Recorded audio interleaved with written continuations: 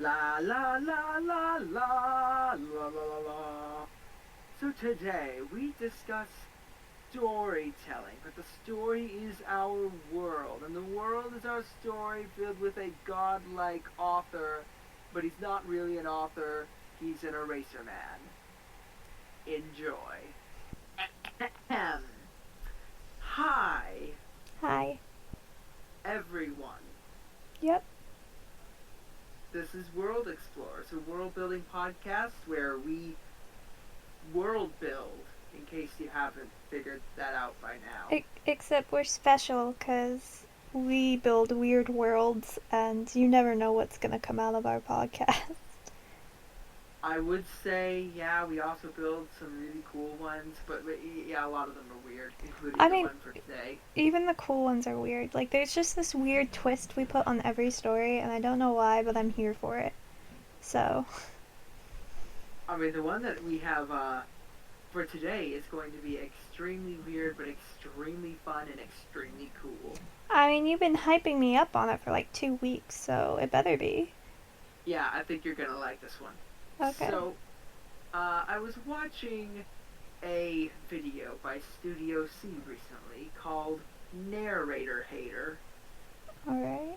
And in case you haven't seen the video, and for all the people I listening who haven't. I haven't seen stopped it, watching them, so. oh, anyway, so what it is it takes place in like a magical fantasy land, Uh-huh. and there's a story being told by a narrator. He's sitting there. He's got, I think it's a ukulele. I'm not sure. I don't think that's an important detail, so proceed. Anyway, no, it might have been a harp. I don't It's remember. not an important He's detail. got a stringed instrument, and he's sitting there rhyming and telling the story, uh, and pretty much anything he says happens.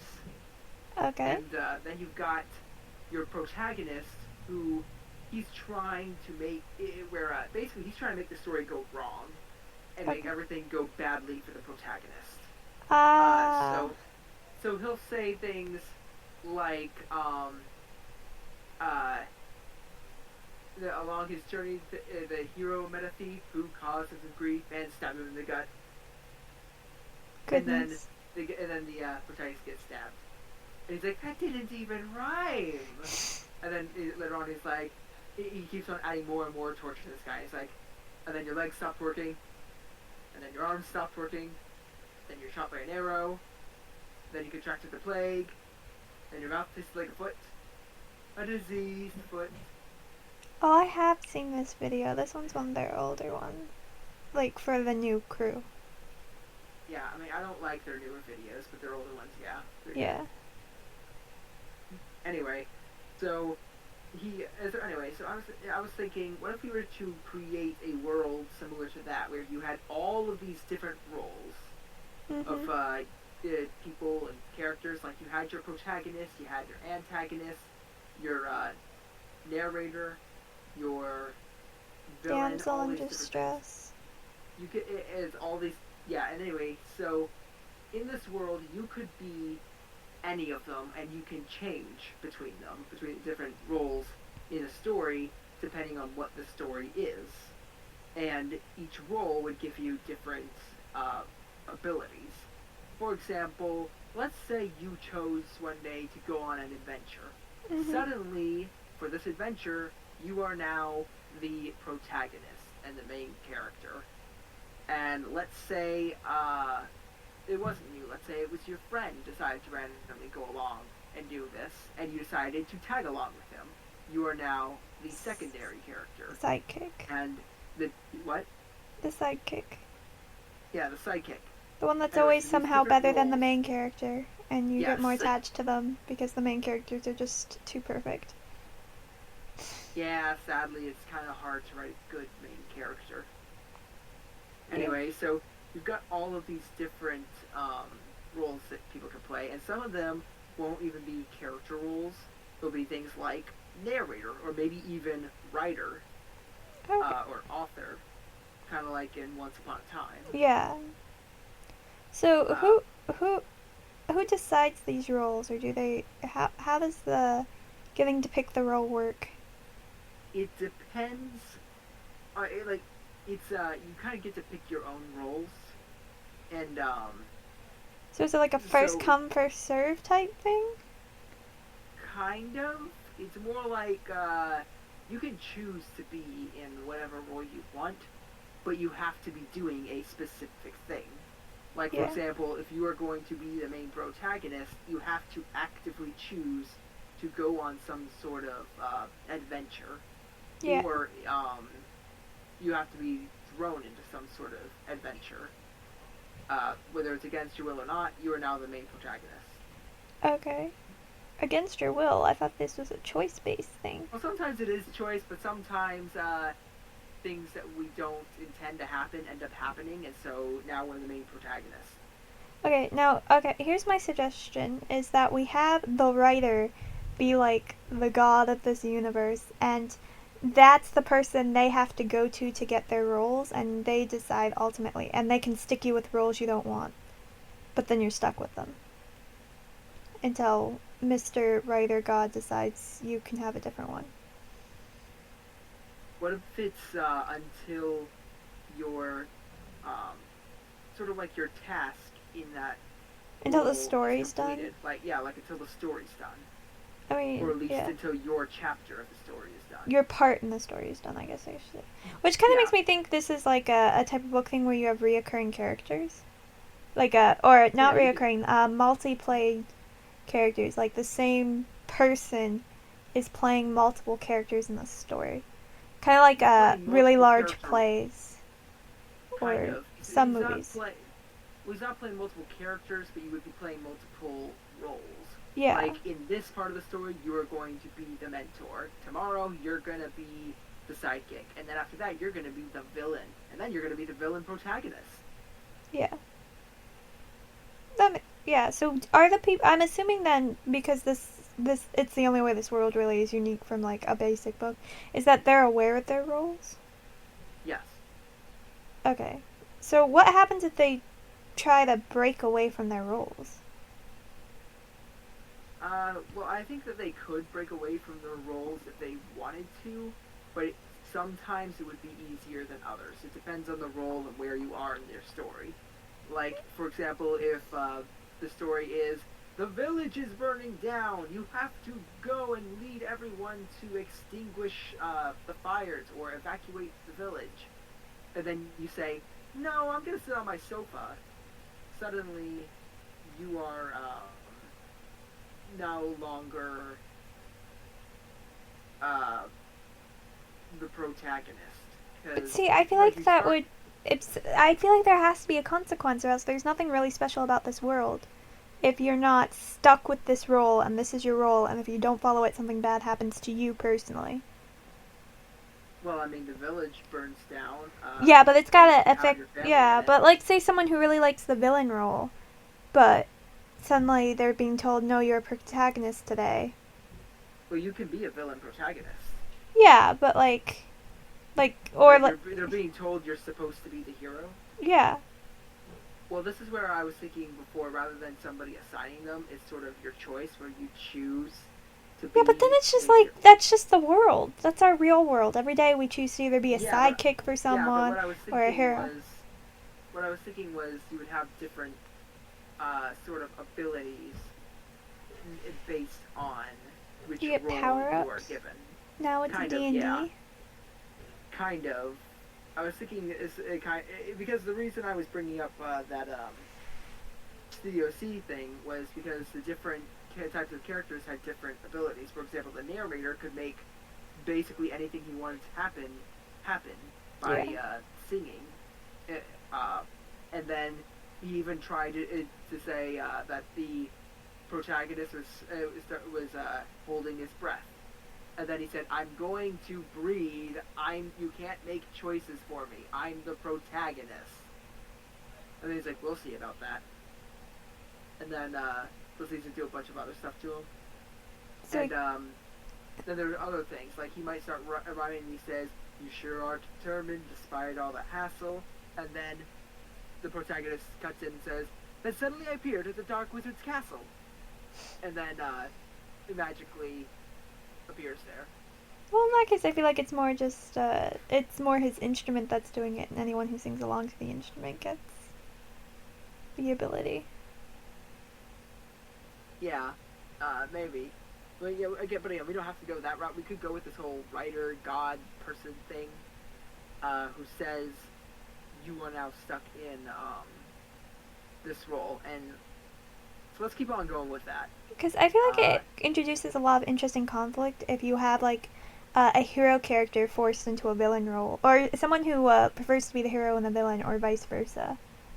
yeah, Or because like what a weird story to write where you have your hero being someone who really wants to be the villain and your villain being someone who really wants to be a hero, but they're forced by some deity thing that would, I don't know what they'd do to them, but something that would make them forced to do these roles if they don't.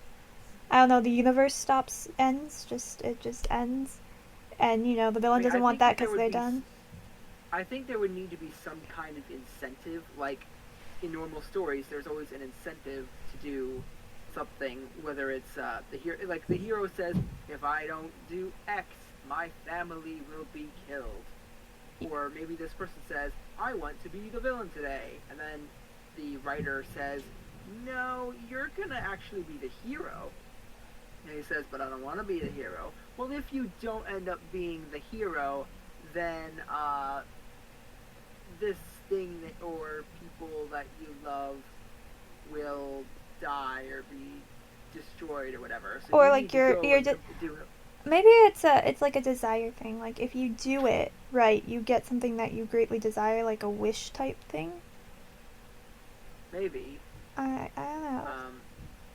You I'm gotta just have some thinking. high incentive for a villain to want to do to be convince a villain to do good, Yeah, and because vice versa. I was just thinking that villain, uh, or that hero rather, who wants to be the villain.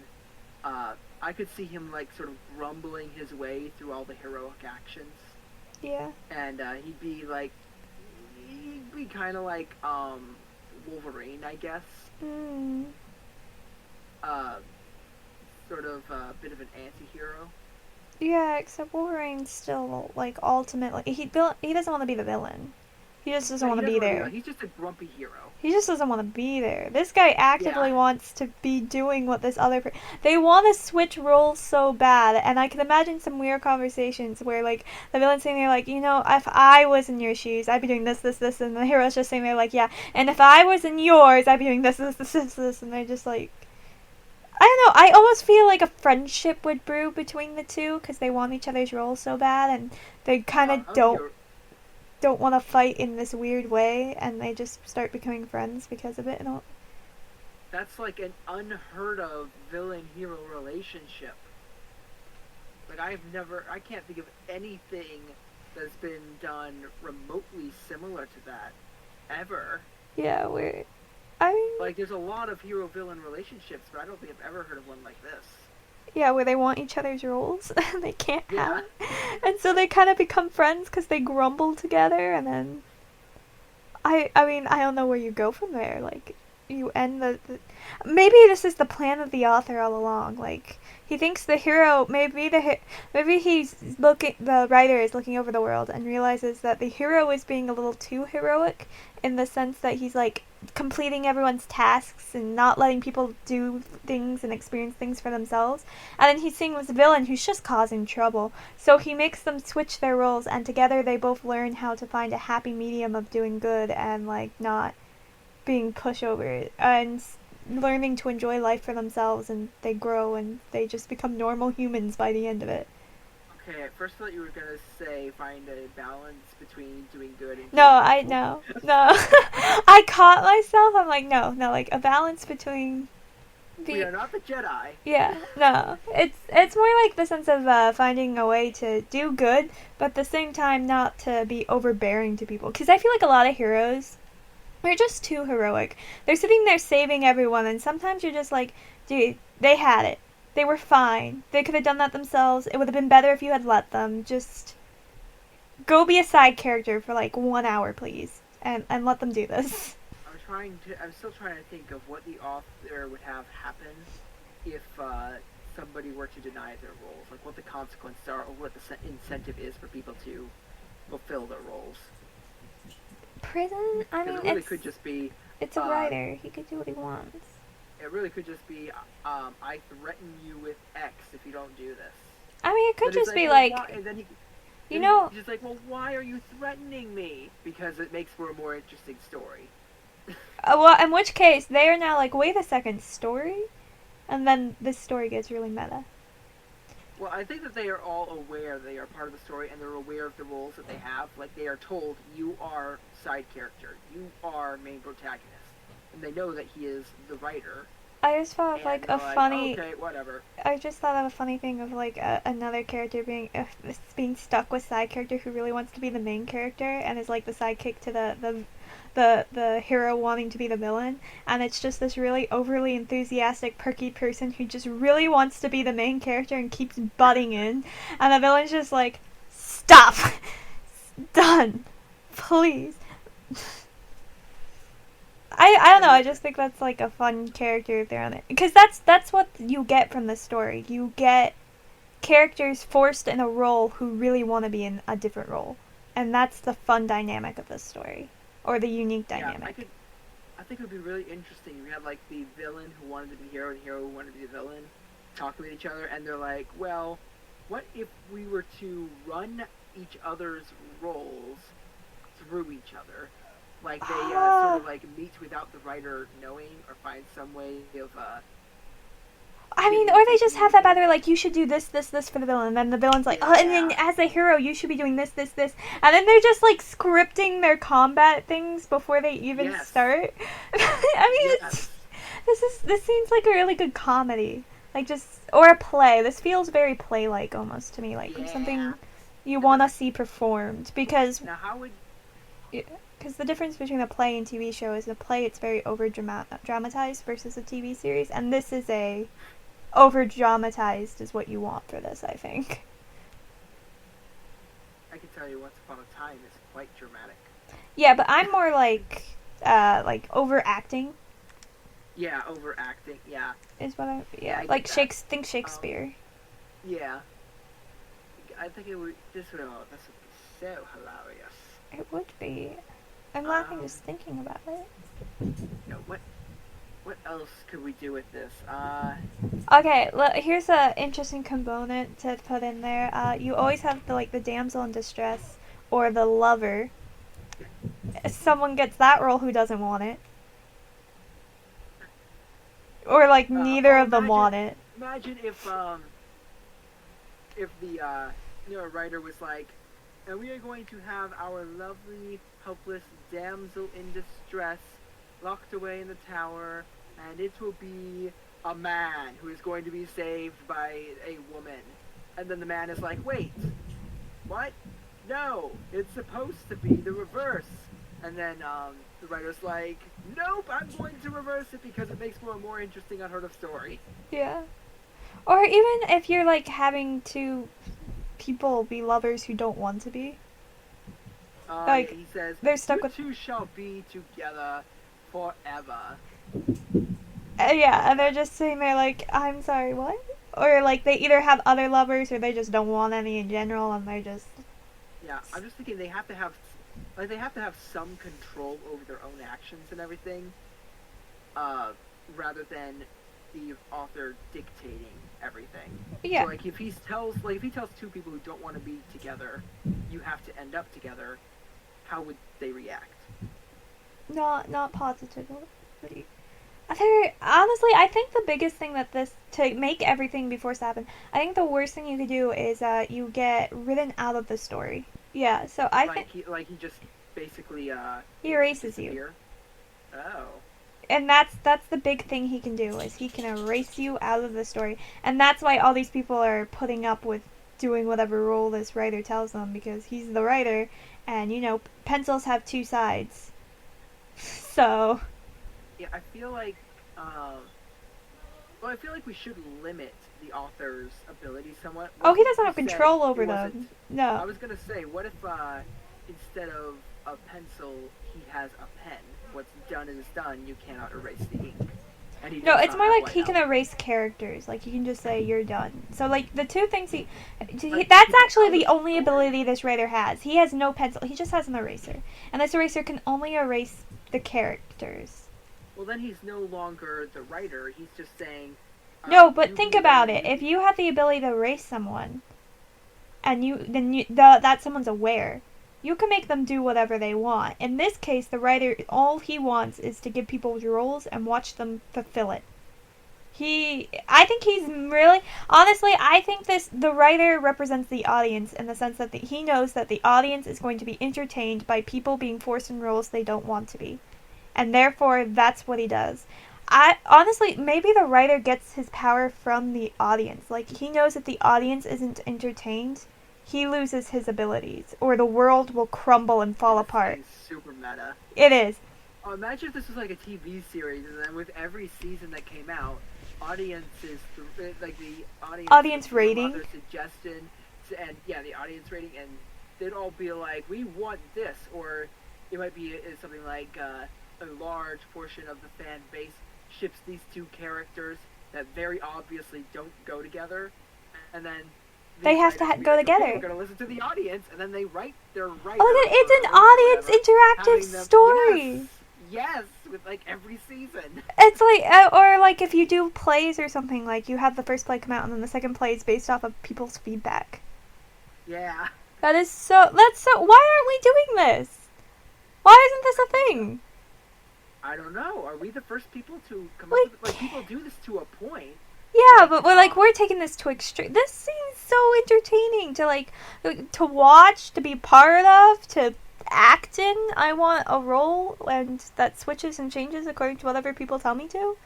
Like, yeah, as an like, actor, this sounds like like someone who would be an actor would, because actors always get stuck in stereotype roles. Like, they get stuck in their one thing. In this show or play or whatever it is, you couldn't be, because you'd be switching constantly to whatever the audience wants. yeah, like, yeah, because I was just thinking, like we were saying before, they've done this before, like, to a point, like with Avatar, Yeah, with the play, uh, yeah, they were, like, a lot of people were saying things like, Zuko and Katara should end up together. So in the play, they kiss, and Zuko and Katara watching this look at each other, and they just like slowly scooch apart from each other. Faces turn around, they're like, nah, this never happened. This is weird. yeah. But in this case, it would actually happen because it has to. Yes, But the it would actors, actually happen. but Like like the the characters characters are would aware of not this. want it. Yeah, Like the certain character. things the characters would not want. Maybe some things they do, but they wouldn't want it. But they have to do it anyway. Yeah, and that's the fun dynamic of it, though. It's like this character's like, so we're supposed to be together. It's like, yup, and it's like, but I don't want to. He's like, I don't need. And you get these weird dynamics, and like the whole, I guess, premise of the show would be these characters trying to find a way to escape from the writer, who is powered by the audience. So the entire time, they're just trying to get their show canceled. Like that's their goal. Yeah, like they try to mess up. Or they're trying to interact with the audience to stop the writer. Yeah. Or the eraser, rather. Yeah, but the audience isn't gonna do it because the moment they do, the writer's gonna end the TV series. Because the writer's like the producer too. Like the books, the stories, they end. And Yeah. as an audience member, I don't want that.